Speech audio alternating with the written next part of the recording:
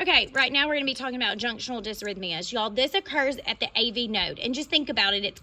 The AV node sits between the atria and the ventricle, so it's kind of at that junction. The electrical impulses are generated right there at the AV junction, and so the flow of electricity or the electrical activity is backwards. So that is why it goes to a inverted P wave or as no P wave. Okay, the first one we're going to look at is premature junctional complex. Now, this is just, think about it if you've ever been, when you were little maybe, and you got impatient and you wanted to go in front of somebody else and you like cut in line, or you just yelled out the answer and it wasn't your turn.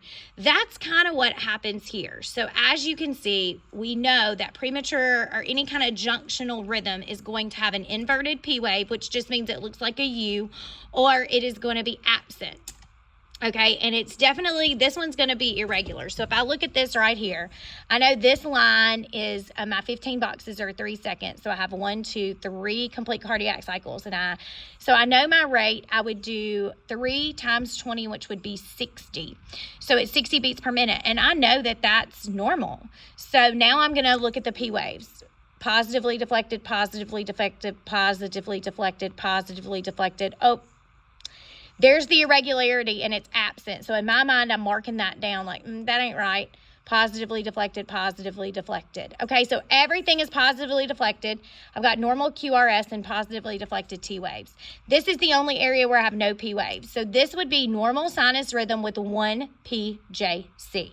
That just lets me know, hey, the atrioventricular node got a little irritable right here and we just have 1 little extra. Down here, if you look, your eye is drawn right here because here's the irregularity. So you would see there's no P wave there, but there's a normal QRS and there's the T wave. So that is, I automatically know that this is junctional. But again, I can mark it out. 1, 2, 3, 4, 5, 6, 7, 8, 9. So this would be 90 beats per minute because this is a 6-second strip. So if it's 90 beats per minute, I know that's normal. So this would be normal sinus rhythm with 1 PJC. Okay, so there's your premature junctional complexes. Now junctional escape rhythm.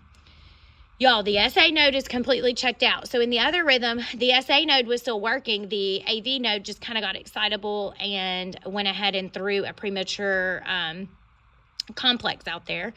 But now we have no SA node. So if you remember, the AV node has to innervate and start the heartbeat now. So it tells the atria cells to depolarize, then repolarize, and then it sends an electrical impulse to the bundle of His telling it to depolarize. Now we know the intrinsic rate of the AV node is 40 to 60. So the heart rate will not get above 60. So it's going to be less than 60. And y'all, the patient may show signs of decreased cardiac output because our pump is not pumping over 60 times a minute. Okay, so here's what I do. If I look right here, here's my line. Okay, now I cannot see a P wave on this one, so I can't count it. So 1, 2. So if I have 2 and I have a 3-second strip, then I'm going to multiply that times 20. So that's 40 beats per minute. Okay, now I look for my P waves. Oh, what's wrong with that? It's inverted or negatively deflected. P wave, P wave, P wave, P wave. The whole thing has inverted P waves, so it cannot be sinus. It has to be junctional. Okay, so if that's the case, then I know that because my rate is below 60, this is called a junctional escape rhythm. And I just know the AV node's in charge, okay? I could see decreased cardiac output. Okay, now on this one, this is my line right here, and I cut off that T wave, so I only have 1 complete cardiac cycle. So I would multiply that by 20, so that would be 20 beats per minute. So I know that's low. Now my only thing is I need to look at the P waves because my QRS are all nice, they're pretty, and I've got good T waves. Now when I'm looking, y'all, I'm looking for a P wave. So I have no P wave, no P wave, no P wave.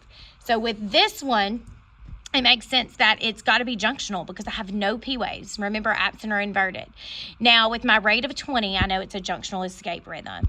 Now, with both of these, I probably do have decreased cardiac output, probably more so with this one than that one, just because my heart's not pumping as much to squeeze that blood out. Okay, junctional escape rhythms. Now you have accelerated junctional rhythm. Now, y'all, this is the same exact rhythm, okay? There's no P wave or it's inverted, except the rate is now 60 to 100. So the rate's going to be normal and it's accelerated junctional. The reason we call it accelerated junctional is because this is accelerated compared to what the AV node normally fires at. So if we look at the top one, we have 1, 2, 3, 4, 5, 6, 7, 8. So 8 times 10 is 80, so that's a normal rate, but now I've got to check the P waves. No P wave, no P wave, no P wave, no P wave, no P wave, no P wave, no P wave, no P wave. So I know it's junctional. Now I know it's accelerated junctional because my rate is between 60 and 100. Now if we look down here, this is lead 4, this is lead 2. We're going with lead 2. Okay, this is the one that we're looking at. So I notice my rate right off. 1, 2, 3, 4, 5, 6, 7, 8, 9. My rate would be 90 because I've got a 6-second strip and I multiply the complete cardiac cycles by 10. That is normal, but now I have to go look at the P waves. Inverted, inverted, inverted. See how they look like a U? They're not positively deflected. Inverted, inverted, inverted, inverted, inverted, inverted. So this can't be a sinus rhythm. It would be normal sinus rhythm, but it can't be because my P waves are inverted. So it has to be an accelerated junctional rhythm. Okay, most of the time patients here are not going to have a decreased cardiac output because, y'all, the heart is beating at a normal rate with beats per minute. Now we have junctional tachycardia. To me, this is the most simple one because our rate is 100 to 150. That is normal tachycardia. So when you count out your rate, it's going to be 100 to 150. But there's no P waves or they're inverted. Now, the faster the heart rate, the more the patient might experience palpitations or like fluttering. Their heart's going to feel like it's beating out of its chest, and they will tell you that.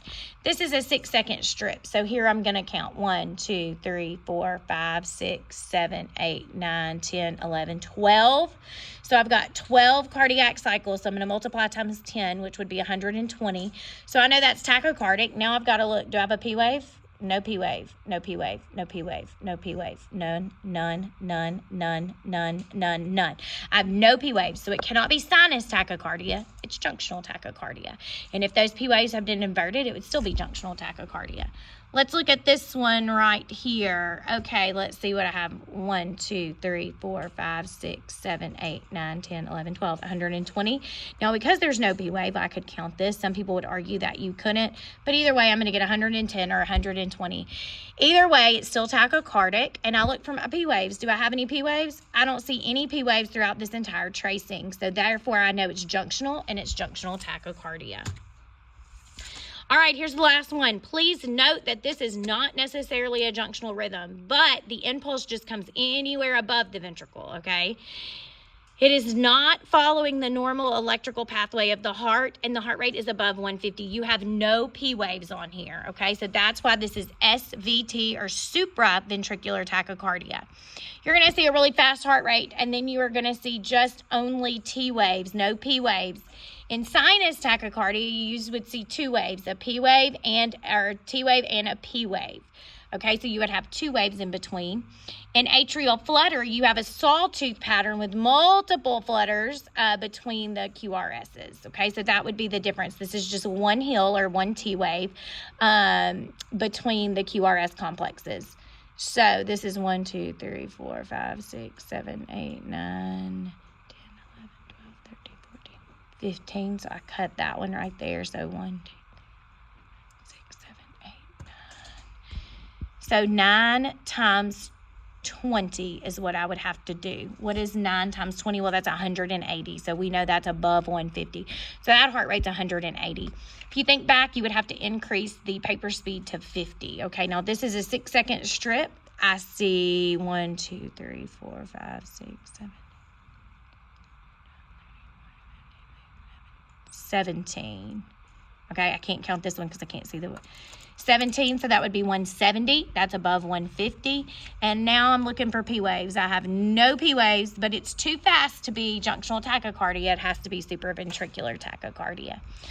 All right, guys, those are the junctional rhythms. Remember, it's all about that P wave. You've got to find your rate. Your rate's going to determine what is going to be the name of the rhythm, but it's all about that P wave. If it's positively deflected, it's sinus. If it is inverted, which is negatively deflective, and it looks like a U, or it's absent, it's got to be junctional. Then you just figure out what the rhythm is, and it will tell you what the name of the rhythm is. Now remember, your QRSs are beautiful, and it is there in either junctional or sinus rhythms. Okay, guys, great job.